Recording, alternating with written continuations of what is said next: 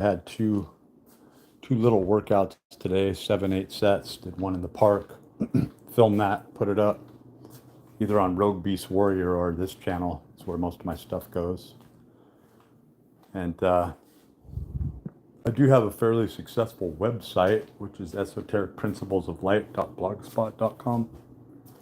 Get international viewership from all around the world, like literally all around the world, in a literal sense. Like, I post up the actual provinces and states around the entire world. And we're just going into a little walk here. My appetite for the first time has completely diminished. Got my nitric oxide supplement, which is something that I know has helped me. But I did run out recently, actually. Very recently. I've been taking nitric oxide pretty consistently for a good amount of time. And I believe that it helps a lot with blood flow, and I'm a big advocate of anything, citrulline's in there and arginine. And I'm a big advocate of anything amino acids, right? But it helps with vasodilation. And of course, when you're taking that along with what I'm doing, which is high dose trimethylglycine, it's basically glycine methylated groups. There's like 3 different methylation groups. It's not a bad thing, it's a good thing. So just like collagen is glycine and proline, they're trifold envelopes, So there's something to the trimethylglycine, TMG, or betaine, as it's also referred to as. And I did that. I think I went through a couple bottles of that last year. So that really does help. And then I gained a shit ton of weight and pretty much hit a really bad patch for a few months at the beginning of the year. And had some crypto and was really up, and then hit the skids and lost it, because you have to keep all your focus. You have to keep all your focus. And when somebody freaks out or starts calling me and throwing me off, it's like, that's why I don't really know anybody. But when when you have people with issues and people who think they don't have issues, right? People who mimic and are chameleons off of other people, and they just take on their characteristics, and life's easy. I can just sort of bounce off, getting sort of frog leap off one person after the other, and just keep mimicking them and never really build a self. Like, there's so many people who think they have it all figured out, and they don't know jack shit. And you want them to never have to go through what you've gone through. Like, you don't want them to see the terror. They oftentimes will start to write little exposés and little, because they think that they can control it and keep it on the fringe, but then they realize there is no self there. And when you realize that, you begin to freak out. And many people think they're awake. They use that term all the time. There's so many channels on YouTube that talk about this. And I'm here to tell you that it's just like everything else. It goes in percentage and phases. You can go through something really devastating. You can say, I'm awake. It's like, well, what did you do today? Okay. And when did this event happen that just supposedly woke you up and sent you into a totally different state of mind? But here you are, you're again driving back in traffic, you're dealing with a stressful job. You can't get away from it, okay? It's always running a percent, it's always running parallel, and it's the bullshit that draws you back in. And if you're really awake, you're dead. You're dead. You don't have a place to live. You don't pay your rent.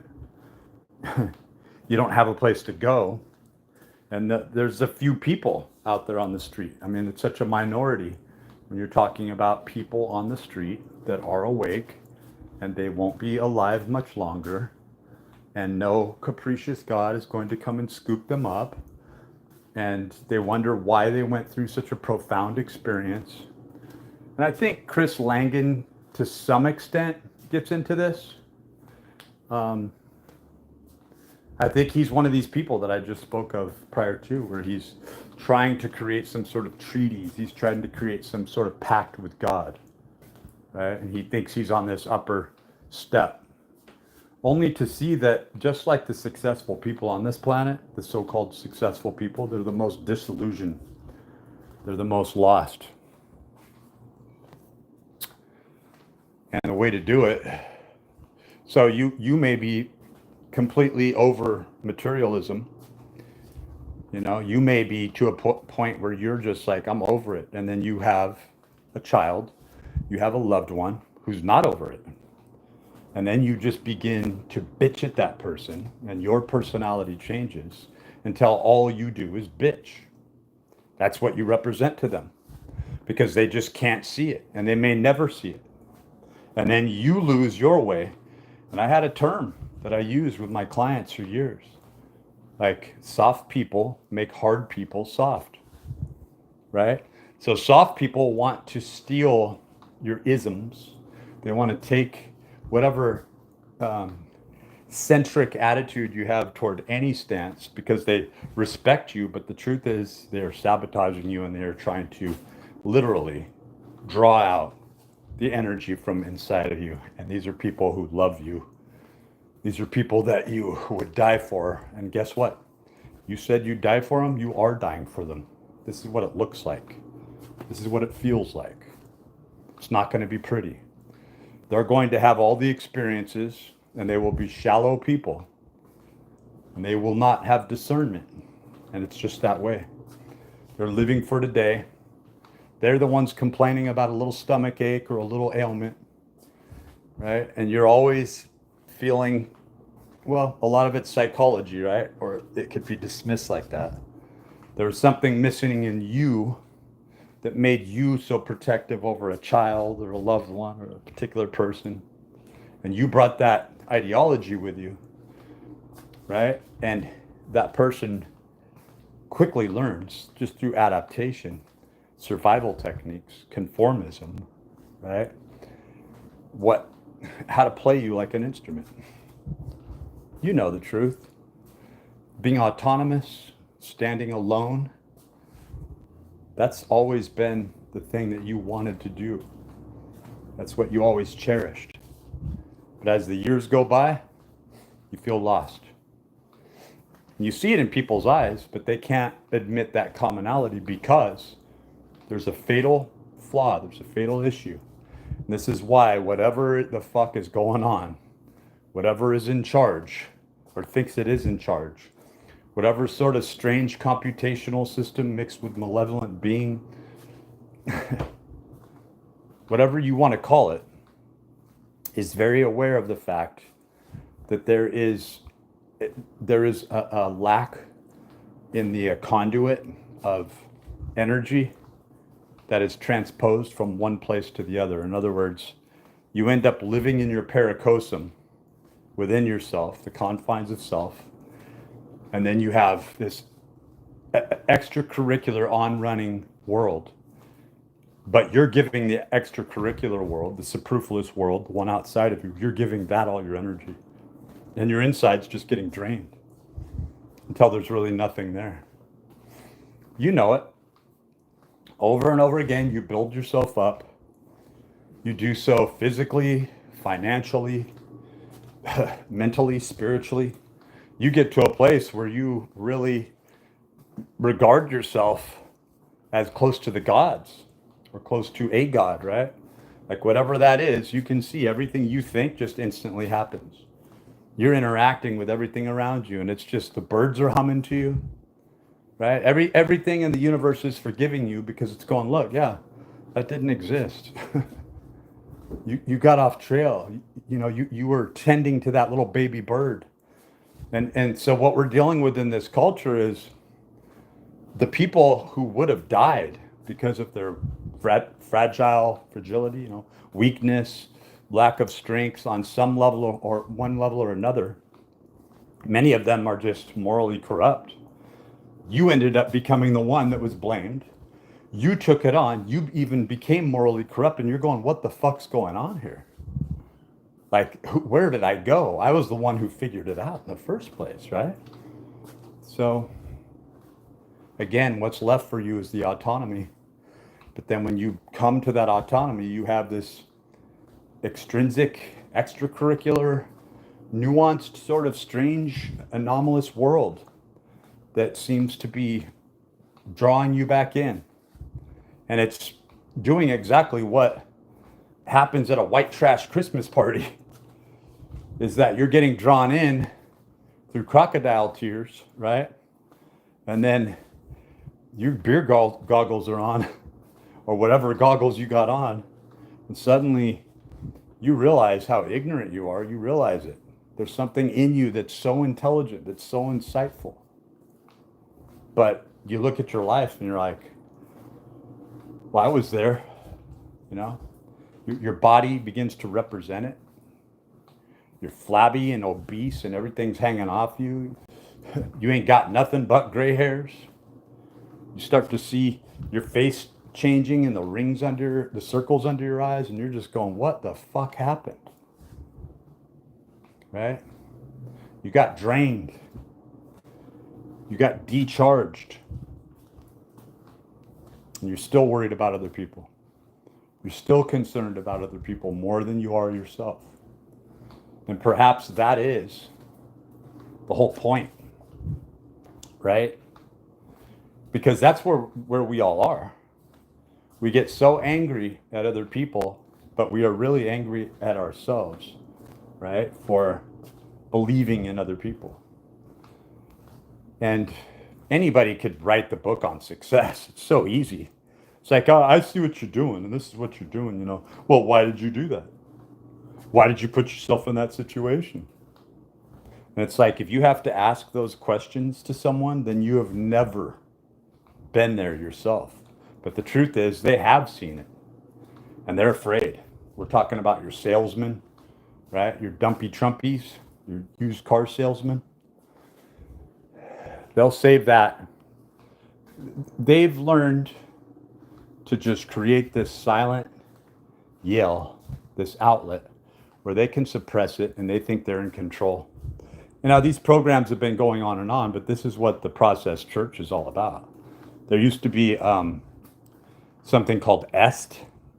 There's many different names, but all of these groups lead back into these central hubs that are, in fact, religions, right? And as crazy as L. Ron Hubbard was, and as nuts as Miscavige is, and diabolically insane, right? What happens is these people don't see cause and effect. At first, they're testing to see if God's going to pop out of somewhere, or an angel or something's going to stop them, and it gives you more. It's kind of like being a really addicted gambler and then just going, you know what? I'm going to use someone else's money. And I'm not even going to stop there. I'm going to go steal a bunch of other people's shit and take it to the gambling tables, and I'll steal it as many times as I have to, right? Until I start to win. But I ain't losing either way. And I'd rather have a bullet in my head, right? So it's kind of the opposite of what really a maverick is. But you wonder if people like Epstein, McAfee, however you want to pronounce it, how it's spelled and how it's pronounced. Yeah, I mean, look at Trump. Look at how dumb he is and how he's just continuously going on doing what he's doing. He acts stupid to himself. He keeps stupid, uninformed people around him. He just does neuro-linguistic programming on people. I cracked this code 15 years ago and I couldn't live with myself. I was selling packages left and right in the gym.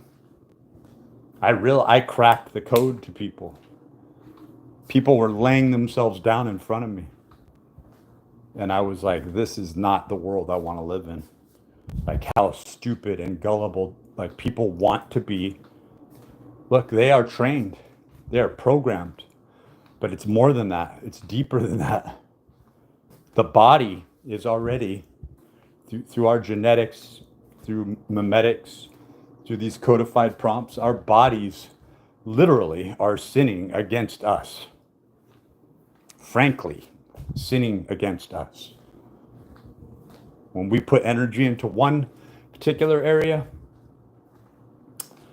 it's a fight, right? It's a fight to actually go through with any procedural process. And people have become very awake to that. Like there is a layer, an on-running program that's superimposed over us. And at this point, it seems even deeper than us, to where this thing's aware of every one of your cells, everywhere you are, everywhere you go, to where people really don't believe in free will. And they begin to test this.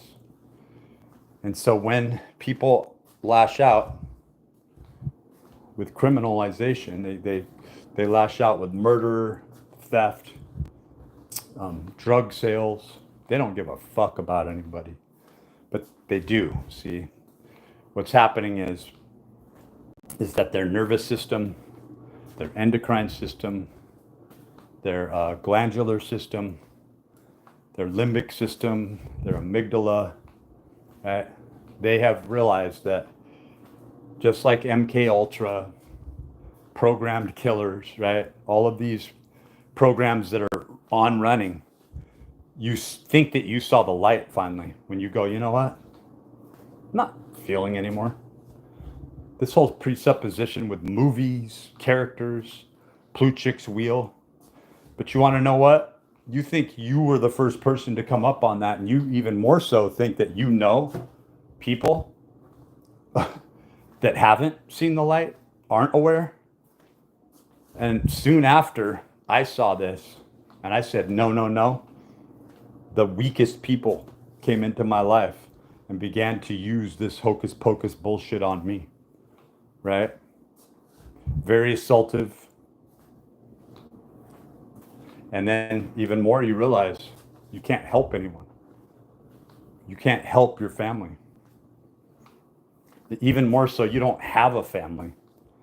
All of these are layered nuances of support that help us through a process, and we don't have that anymore. We don't have the holding hands and singing Kumbaya. That's gone. Do you understand? It's only, like I just saw Superman, and they show, you know, this third world country in turmoil, and people crying out for Superman, and then Superman battling with his Bizarro twin, battling with the Ubermensch, right? Literally his Bizarro twin. And the scrambling up of, wait, who's the hero here? Who's the villain, right? There's a point where Lois Lane is going for some black dude while he's cruising in his pimped out space ride, and she's like so impressed by him, and you know, it's this whole thing that's being spun, right? It's this spinning, this Clotho spinning, these three witches spinning narratives, spinning ideas. But you still see the same bullshit happening everywhere, you know? But it was just interesting, the portrayal. And then you look at Ironheart, right? They portray this very cocky female, right? Almost like they're tearing her down, making her realize, look at how cocky you are, right? Look at how intelligent you think you are, right? It's just this weird message that goes back to this new Atlantis and what brought us all here in the first place. And I was one of the original families of the slave class of the U.S. Palatine. My family was brought here from Germany, and then my other part of the family is from Mexico. right? And it's the weirdest story on both sides that it's just so strange that it doesn't make any freaking sense. I don't know if you've looked into your lineage, but they like to create these racial cards and create this tension and say, no, this is the hero. No, this is the hero. So this, whatever, what was his name? James, whatever it was, who wrote that or directed it or whatever. It was an impressive movie, but it was definitely one of those feelings where it's like, you're stupid that you came to see a movie. You think you're here to be indoctrinated, but we already know what this movie company producer is trying to do. And we've blended it into the narrative to make you look twice at it and go, look, don't be stupid, don't buy this. It literally is poking fun at itself with the portrayal of what a female is, what a male is, it's not woke. It's going into this narrative where it's like, then it goes into race, then it goes into people that are portrayed as the victim and the hero. And it's like, really, Superman was just, he happenstanced to get stuck in the middle of his people. Like literally, he had the message wrong, right? So the last part of the message that his parents told him was, you're going to need to be a supreme ruler and take as many wives as you can. But this is how the AI of these mutants in the beginning of the movie, I posted it up here, that began a few hundred years back, right? These metahumans. And then a few decades ago, from the day of the portrayal of this new Superman chronicle, is when Kal-El crashed down. And they made it even like this strange language and these strange customs to where it was like, they're foreigners. They are aliens, but they're aliens in the sense that they don't share any of the same ideals. It was kind of like they were thinking about what Earth would be like, and then they knew what Earth inhabitants were, that there was absolutely no hope for them, that they weren't capable of evolving. And it was a failed world. And he was coming here like a Prometheus figure to seed Earth. That was his goal. He didn't know it. The message was lost. Or was it this idea of a transhumanistic woman, female, almost like, I don't know how to describe it. It was almost like the female was more of a Prometheus type figure. Like they were trying to do this big switcheroo, but it was transhuman, right? So she was the one decrypting the lost messages. So was she infusing what she knew about the world into the message, right? You have the observer effect there. But let's just take it for face value and say that indeed was the message. And then Superman, he was still this gullible person. He chose the simple path.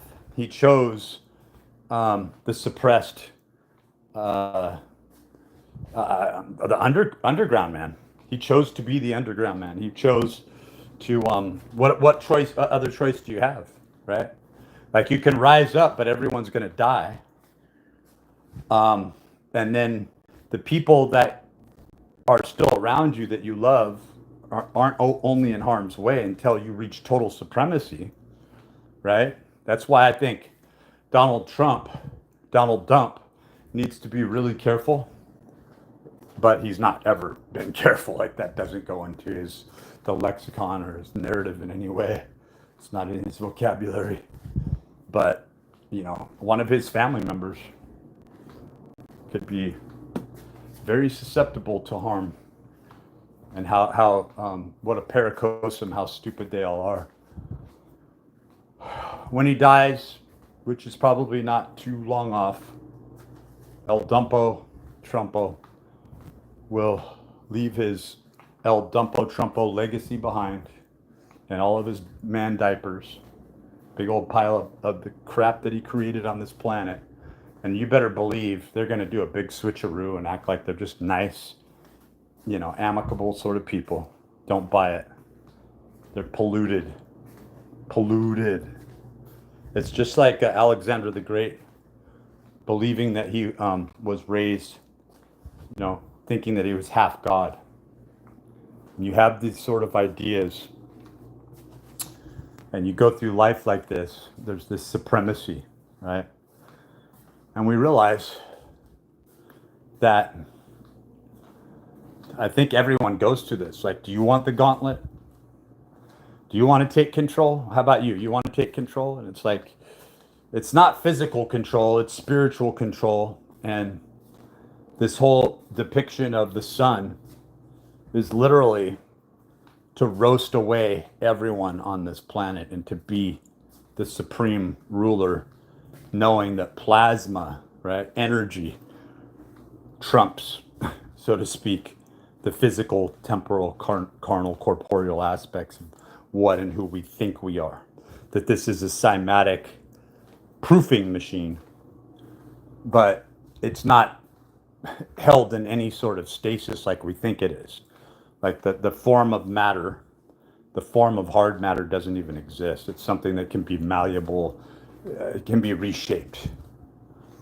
But it appears to be of a certain geometrical constant. And Stellium 7 will really change your mind on a lot of this. If you go on to his channel, Stellium 7, he'll show you all of the people who've jumped on with him, where they're looking at the physiology, the potential physiology of titans, these massive elephants that are like, whose carcasses were proposed to be miles long and huge mountainous ranges of possibly titans that died instantly, and tree trunks that turned into, Utah type plateaus and vistas, right? We're talking about some really a different world, right?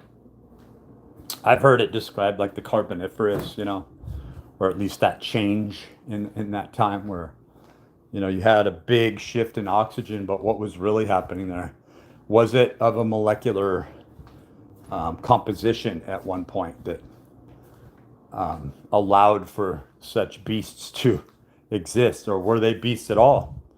Were they more intellectual and aware and capable than we are? Did beings live for, like the Sumerians, if you want to take the Sumerian text, to heart, right? Well, be my guest. I think people are sick of the idea of New Atlantis, Lemuria, all this bullshit, right? They want to know what the fuck's going on in this country. They want to know how it pertains and why such machinating bullshit has been proofed into the Freemasons and the Eastern Stars and all these other fuck-ups who've only been messing with other people just to get ahead, just to feel a small bit of power, just to get a bigger piece of cheese. And it's really all about perception.